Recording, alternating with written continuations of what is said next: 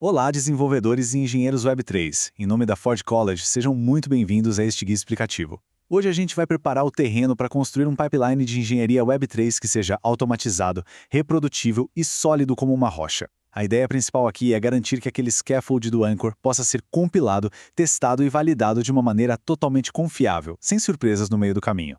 Mas antes de colocar a mão na massa, é sempre bom a gente se situar, né? Olhando para o cenário completo, já avançamos bastante nessa nossa jornada de migração da Ethereum para Solana, nós já passamos daquela teoria de EVM para a arquitetura SVM, e a equipe já construiu a estrutura inicial do projeto Anchor, que foi nosso último passo. Bom, agora chegou o grande momento de amarrar tudo isso, garantindo integração contínua e deixando o ambiente local perfeito. E esse é o nosso plano de voo para o guia de hoje.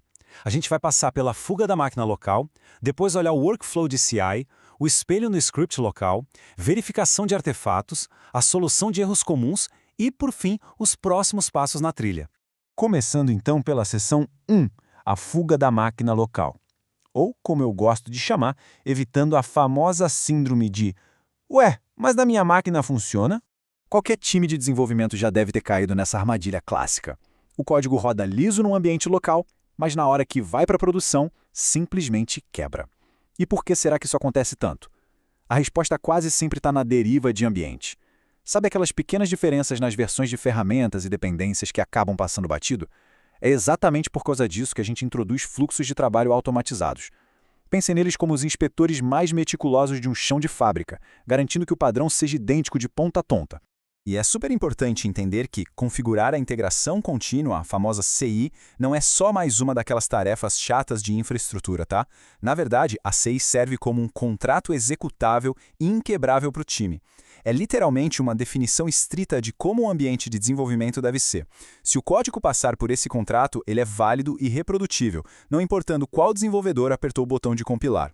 O que nos leva para a seção 2, o workflow de CI/CD. O nosso chão de fábrica automatizado.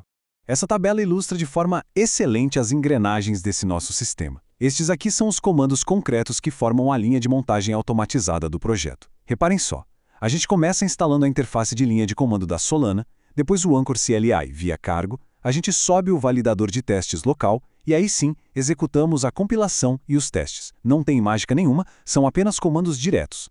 Na prática, tudo isso vai ficar organizado dentro de um arquivo YAML de configuração lá na pastinha do GitHub Actions. O gatilho acontece a cada push ou pull request. Mas olha, a equipe precisa prestar atenção máxima nesse detalhe da fixação de versões. Fixar as versões da toolchain do Rust é absolutamente vital aqui. Isso aqui garante que a compilação feita hoje seja matematicamente idêntica à compilação feita mês que vem. Reprodutibilidade é a palavra-chave para o sucesso do pipeline. Avançando para a seção 3, o espelho. Como espelhar perfeitamente o pipeline de CI no script local. Gente, a chave de tudo isso é a simetria. Estes dois ambientes precisam agir como se fossem projetos perfeitamente sincronizados. Pensa assim, se a CI lá no servidor usa a versão 1.14.20 da Solana, o script local que roda na máquina do desenvolvedor tem que usar a mesma versão. As versões do Anchor e os comandos de build precisam bater perfeitamente para evitar qualquer tipo de conflito chato. E dentro desse script local, que fazemos em Bash, a gente coloca algumas lógicas muito espertas. Por exemplo, ele detecta uma flag "-c" para conseguir rodar no modo não interativo sempre que necessário. Mas o detalhe mais brilhante é que ele é idempotente e usa um comando chamado trap para matar aqueles processos em background assim que o script termina. Isso evita um problema incrivelmente frustrante, aquele erro clássico de porta já em uso, só porque um validador antigo de teste ficou lá rodando igual fantasma na máquina. Certo, seção 4, verificação e artefatos, o nosso controle de qualidade e os logs. Bom, com o código compilado e os testes rodando, a gente entra na fase final de controle de qualidade. Porque vamos ser realistas, as coisas vão quebrar de vez em quando. E quando quebrarem, os logs vão ser o nosso único salva-vidas disponível. Essa aqui é a carinha de um ciclo de fabricação perfeito. Bater o olho e achar essa mensagem exata nos logs de teste é o que valida toda a nossa configuração. Quando esses testes passam lisos, no ambiente validado, a equipe de engenharia pode respirar tranquila, sabendo que os contratos inteligentes estão operando perfeitamente.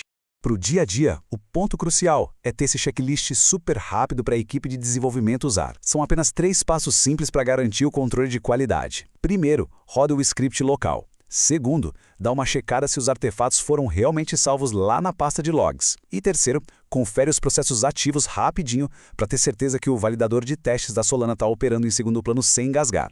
Seção 5. Erros comuns e soluções. Diagnosticando os nossos defeitos de fabricação. Olha, a gente tem que encarar a realidade com um pouco de bom humor. As primeiras compilações quase sempre vão quebrar, e isso faz parte da engenharia. Mas se a gente encarar isso só como pequenos defeitos de fabricação na nossa linha de montagem, essa tabelinha aqui vai salvar horas de trabalho da equipe. Se a compilação falhar por culpa do Rust, o foco imediato é fixar as versões e o cache. Se os testes estourarem dizendo Account Not Initialized, é só adicionar a flag --reset na hora de subir o validador. E isso já limpa o estado anterior. E se der pau no Program ID, basta revisar o arquivo anchor.toml e gerar novas chaves. Ações práticas, diretas e que resolvem. E chegando na nossa seção 6, próximos passos na trilha. Vamos lançar esse pipeline. Dominar a criação de um pipeline que seja realmente confiável não é só um exercício para deixar o projeto bonito. Na verdade, é isso que permite que a equipe voe nas próximas fases de testes avançados sem ficar tomando rasteira da infraestrutura toda hora. Resumindo a ópera, a gente precisa tatuar essas 3 regrinhas de ouro para ter ambientes reprodutíveis. Fixar as versões das ferramentas, sempre manter os logs de errados para uma eventual auditoria e criar scripts que não sejam destrutivos, ou seja, que não entupam o sistema a cada nova execução. Fazer isso é o que economiza incontáveis horas correndo atrás de bugs fantasmas. Então, eu deixo com vocês a provocação final. A infraestrutura do projeto de vocês está de fato pronta para encarar os testes mais complexos de integração lá no Anchor? Se esse processo todo foi bem absorvido pelo time, a resposta com certeza é um grande sim. E com isso, a gente encerra este guia de hoje. Em nome de toda a equipe da Ford College, um grande abraço a todos os desenvolvedores. E olha, não deixem de acessar o site ford.college para conferir muito mais conteúdos e recursos de engenharia focados no ecossistema Web3. Até o próximo!